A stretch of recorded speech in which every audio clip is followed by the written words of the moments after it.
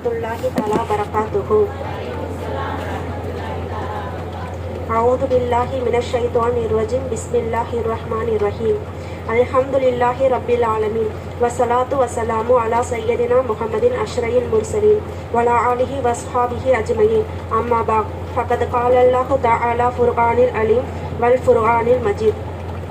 எல்லா புகழும் அல்லாஹ்விற்கே.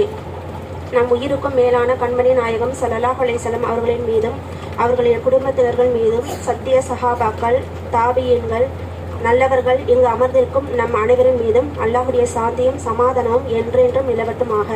ஆமீன். நான் இன்னைக்கு பேச வந்துள்ள தலைப்பு வந்து பரக்கத் இல்லாத வீடு.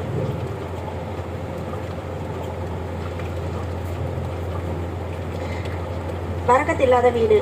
பரக்கத் இல்லாத வீடுனா ஒரு வீடு வந்து நம்ம ஒரு வீட்டுக்குள்ளே போகிறோன்னா அந்த வீடு வந்து உயிரோட்டம் உள்ள ஒரு வீடாக இருக்கணும். ஏன்னா இவங்க வந்து உயிரோட்டம் இருக்குது, உயிர் இல்லாத வீடு இருக்குது அப்படின்னு நம்ம பேசுகிறோம் அப்படின்னு நினச்சிக்காதீங்க. உயிரோட்டம் உள்ள ஒரு வீடு வந்து எப்படி இருக்கணும்னா, ஒரு வீட்டுக்கு நம்ம போகிறோன்னா அந்த வீடு வந்து வாழப்போகிற வீடு.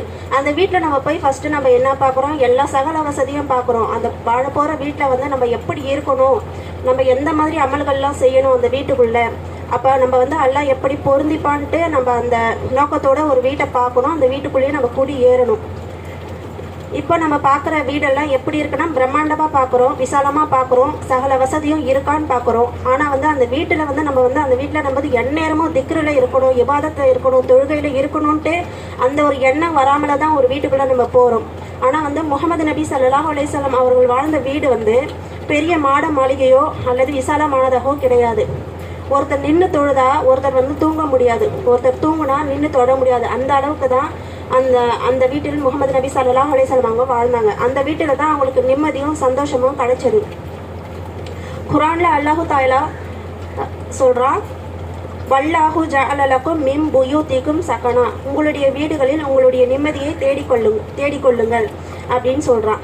அப்போ வந்து முன்னெல்லாம் வந்து நம்ம வந்து வீட்டுக்குள்ளே போகும்போது ஒரு இப்போ வந்து நம்ம வந்து நம்மளுடைய வீட்டுடைய நிலைமை எப்படி இருக்குன்னா, ஒரு காலையில் ஒரு ஃபஜர் டைமில் போயிட்டு சுபு நேரம் நம்ம வீட்டுக்குள்ளே நுழையிறோம் அப்படின்னு சொல்லும்போது நியூஸ் தான் கேட்கும். அதுக்கப்புறம் ஒரு மக்ரிப் நேரம் போனீங்கன்னா அப்பயும் வந்து ஒரு நாடகம் போவோம். இதே வந்து ஒரு மத்தியான நேரம் போனோம்னா படம் தான் போவோம். இப்படி தான் நம்மளுடைய வாழ்க்கை முறை வந்து இஸ்லாமிய வாழ்க்கை முறை வந்து முக்கால்வாசி வீட்டில் இப்படி தான் இருக்குது.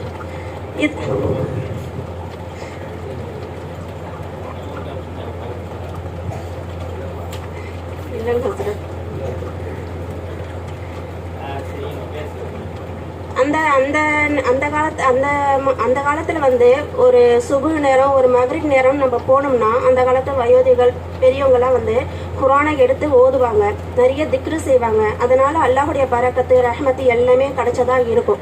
இப்போ வந்து நம்ம வந்து ஹிப்லாவுடைய இடமா நம்ம என்ன பார்க்குறோம்னா டிவியை தான் பார்க்குறோம். இப்போ வந்து அல்லாஹு தஆலா ஹிப்லாவாக நம்மளுக்கு எது கொடுத்துருக்கானா, நம்ம ஹிப்லாவை நோக்கி தொழுற இடம் தான் ஹிப்லா.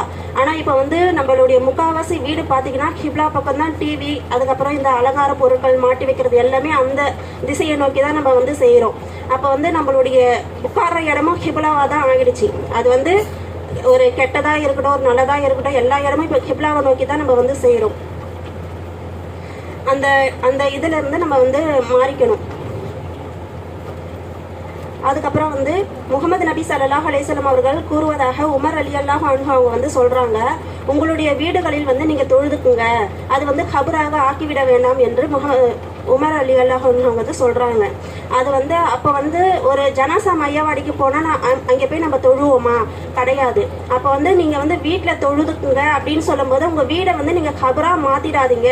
எப்பனா ஒரு வேலை தொழுகிறது, எப்பனா ஒரு வேலை குர்ஆன் ஓதுறது, இந்த ஒரு இதுவை நீங்கள் வந்து ஏற்படுத்திடாதீங்க அப்படின்னு சொல்லிட்டு முகமது நபி ஸல்லல்லாஹு அலைஹி வஸல்லம் அவங்க சொல்வதாக உமர் ரலியல்லாஹு அன்ஹு அவங்க வந்து சொல்கிறாங்க. அதே மாதிரி தான் குர்ஆன் வந்து அபூ ஹுரைரா ரலியல்லாஹு அன்ஹு அவங்க சொல்கிறாங்க, முகமது நபி ஸல்லல்லாஹு அலைஹி வஸல்லம் சொல்வதாக. அதாவது உங்களுடைய வீடுகளில் வந்து தினந்தோறும் வந்து குர்ஆன் ஓதுங்க அப்படின்னு சொல்கிறாங்க. அல் பக்கரா சூரா ஓதுங்க. அல் பக்கரா சூரா ஓதுவதனால வந்து ஷைத்தான் வந்து விரண்டோடக்கூடியவனா இருக்கா அப்படின்னு சொல்றாங்க. ஆனா நம்ம இப்ப வந்து எப்படி இருக்கோம், ஒரு கேசட்லயோ ஒரு யூடியூப்லயோ அல் பக்கராவை போட்டு விட்டுறோம். அது எவ்வளவு நேரம் ஓத முடியுமோ ஓதிட்டு அது அப்படியே ஆஃப் ஆயிடும். அப்படிதான் இப்ப இந்த காலத்துடைய நிலைமை இருக்கு.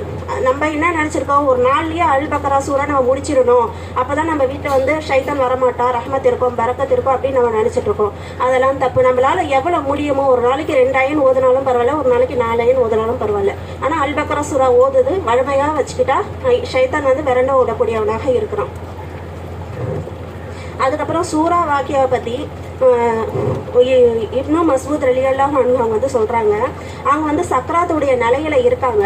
அப்போ வந்து ஒரு சஹாபி வந்து கேட்குறாங்க, உங்களுடைய பிள்ளைகளை அப்படியே விட்டுட்டீங்களே, உங்க பிள்ளைகளுக்கு எல்லாம் இளம் வயதா இருக்குதே, நீங்க ஒண்ணுமே சேர்த்து வைக்கலையே அப்படின்னு சொல்லிட்டு ஒரு சஹாபி கேட்குறாங்க. அதை கேட்ட இப்னு மஸ்ஊத் ரலியல்லாஹு அன்ஹு அவங்க வந்து சொல்றாங்க, என் பிள்ளைகளுக்கு எப்பவுமே வந்து வறுமை வராது. ரசூல் ஸல்லல்லாஹு அலைஹி வஸல்லம் அவங்க சொல்லி கொடுத்த ஒரு சூறாவை நான் உங்களுக்கு சொல்லி கொடுத்துருக்கேன் அப்படின்னு சொல்றாங்க.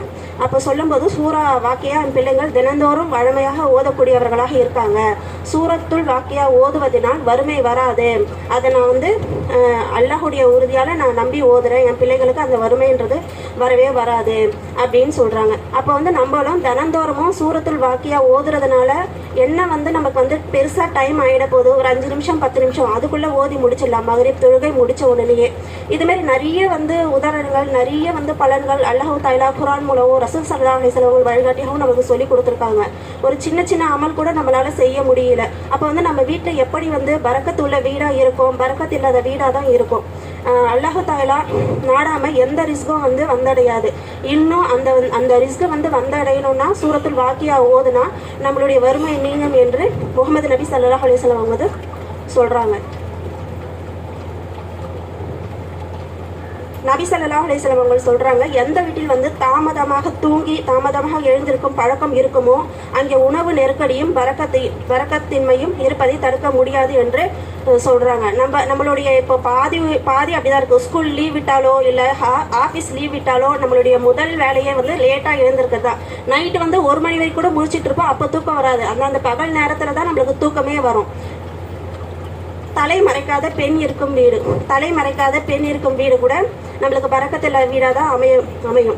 வீண் விரயம் செய்யும் ஆண்கள், கணவனை விட அதிகமாக சப்தமாக பேசும் பெண்கள், பெற்றோர்களுடைய மனதை நோகடிக்கக்கூடிய பிள்ளைகள், புறம் அதிகமாக பேசப்படும் வீடு, குப்பைகளை கூட்டி மூளையில் சேர்க்கும் வைக்கும் வீடு, எச்சில் பாத்திரங்களை வெகு நேரம் கழுவாமல் அப்படியே போட்டு வைக்கும் வீடு, தலை சீவி அதில் இருக்கும் முடிகளை கூட எடுக்காமல் இருக்கும் வீடு, உடைந்த கண்ணாடியை பயன்படுத்தும் வீடு. இப்படி எல்லா விஷயமும் நம்ம செய்யக்கூடியவங்க தான். இந்த சின்ன சின்ன தப்புனால, இந்த சின்ன சின்ன விஷயத்தினால நமக்கு வர வேண்டிய பரக்கத்தை எல்லாமே நம்மளாதான் வந்து நிராகரிக்கிறோம். இந்த விஷயம்லாம் நம்மளால செய்ய முடியாதா? ஆக இப்படிப்பட்ட வீடுகளில் பரக்கத் என்பது இருக்காது என்று மார்க்க மேதைகள் தெளிவுபடுத்தி உள்ளார்கள்.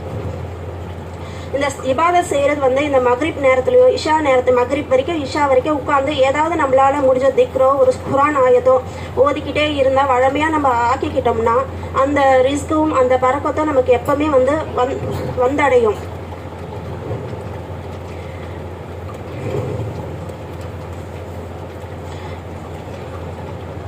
அல்லாஹ் தன் அடியானுக்கு வழங்கியது போல் சோதிக்கிறான். அல்லாஹ் பங்கிட்டு அல்லாஹ்வின் தூதர் ஸல்லல்லாஹு அலைஹி வஸல்லம் அவங்க சொல்றாங்க, விற்பவரும் வாங்குவரும் பிரியாமல் இருக்கும் வரை வியாபார வாஹிர் தவானா அல்ஹம்துலில்லாஹி. அஸ்ஸலாமு அலைக்கும் வரஹ்மத்துல்லாஹி வபரகாத்துஹு.